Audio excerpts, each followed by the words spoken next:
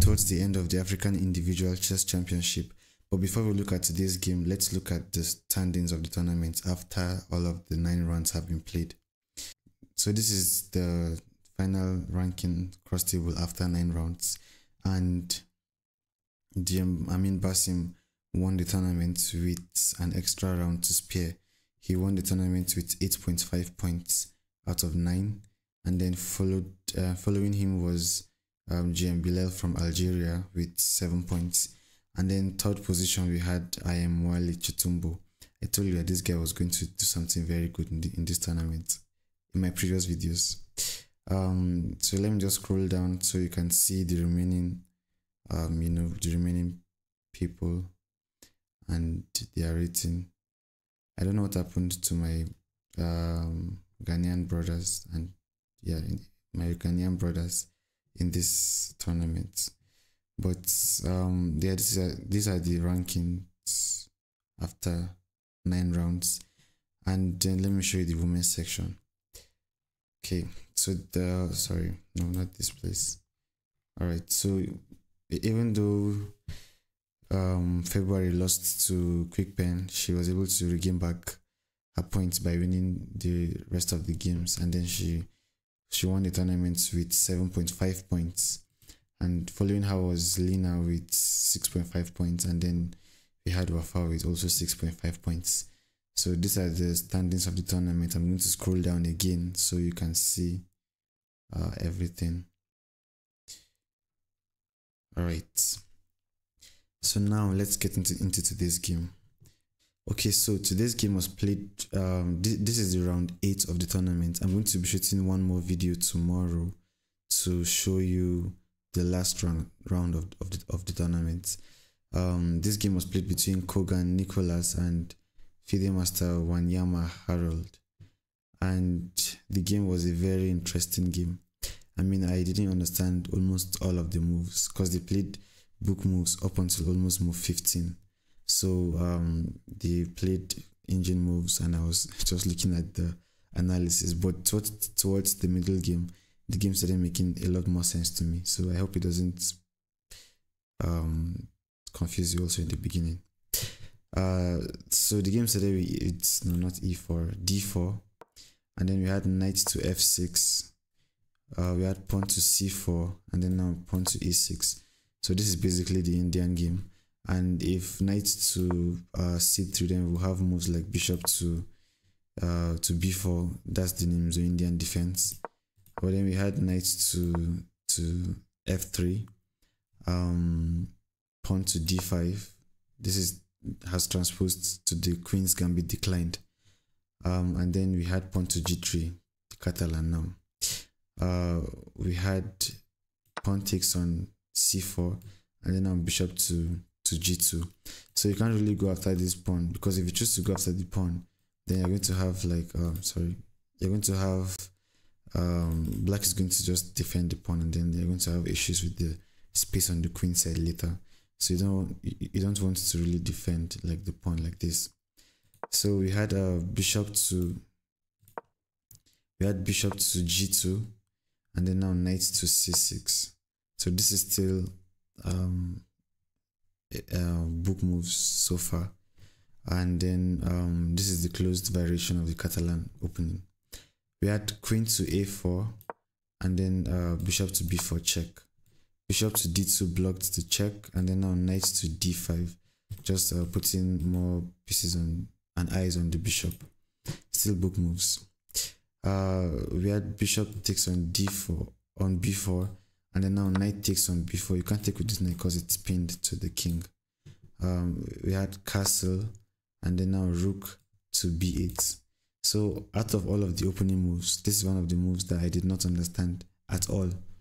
Like, first of all, why? Like, there's nothing, I don't even know how to even explain how I don't understand the move, but the move is just very confusing.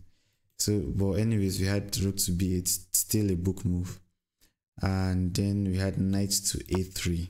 Maybe a grandmaster or somebody should help me explain why we had rook to b8.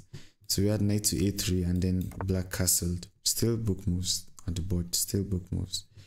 We had queen to b5, attacking the attacking the pawn twice, and then now pawn to b6, another very interesting move.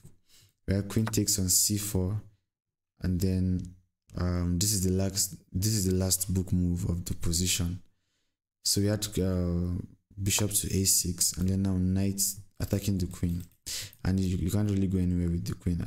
If you move here, if you move away from this attack, then you'll just lose the pawn on e2, right? So if you move here, for example, you lose the pawn on e2, and then if you move back here, you just lose your queen because the knight is going to capture the queen, right? So we had knight to b5, which is the only good move in the position, and then now we had queen to d5, offering the queen trade.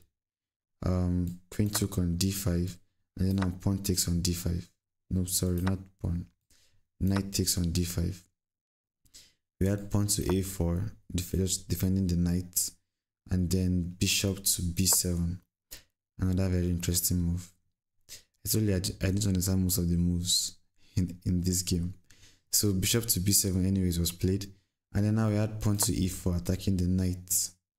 We had knight back to f6, and then rook f to e1, just developing the rook.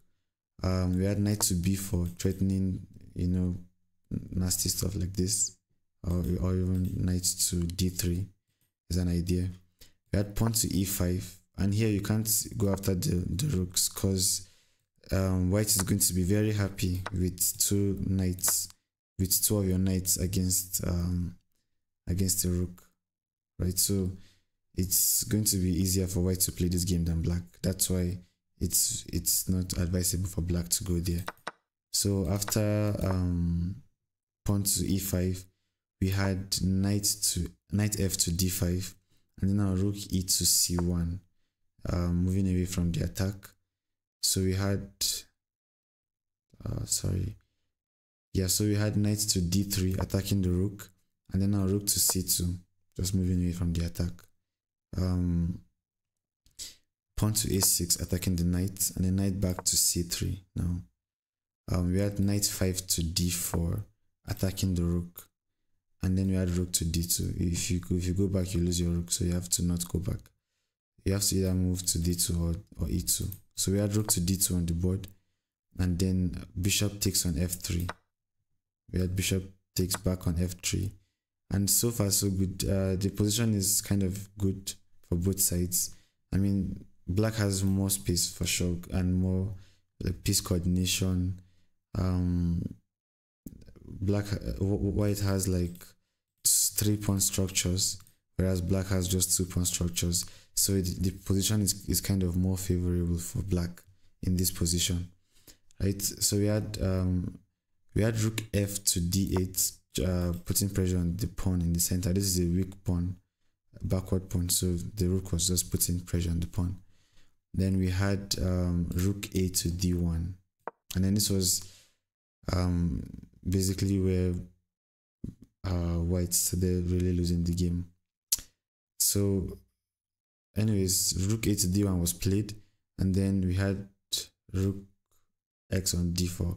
So the engine was suggesting knight back to a2, and then you'll have the reason is that after rook takes on d4, then you'll have moves like knight takes on b4, and then you should not capture back, but then you should play knight takes on e5.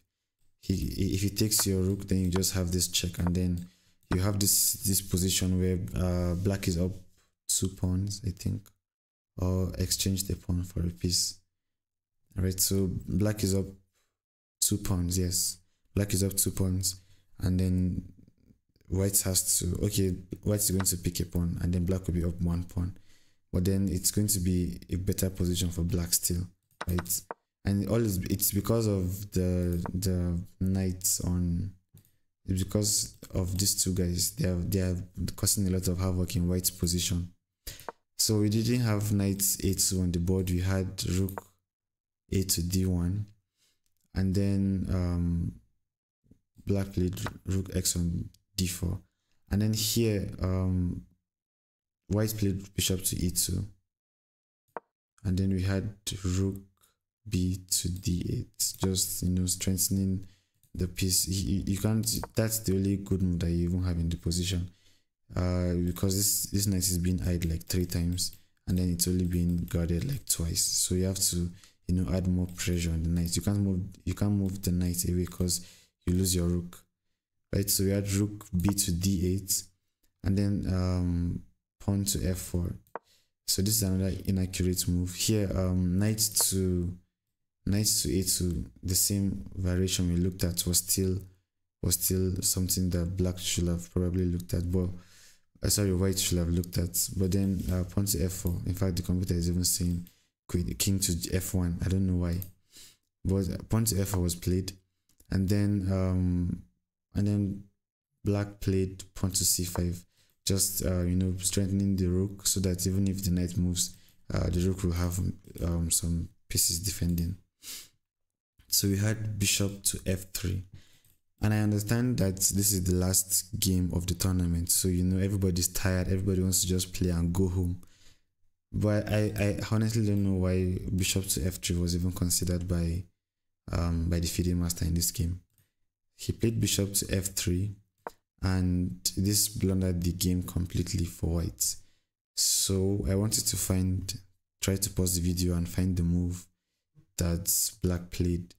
That black played in this position. I'm going to give you a couple of seconds.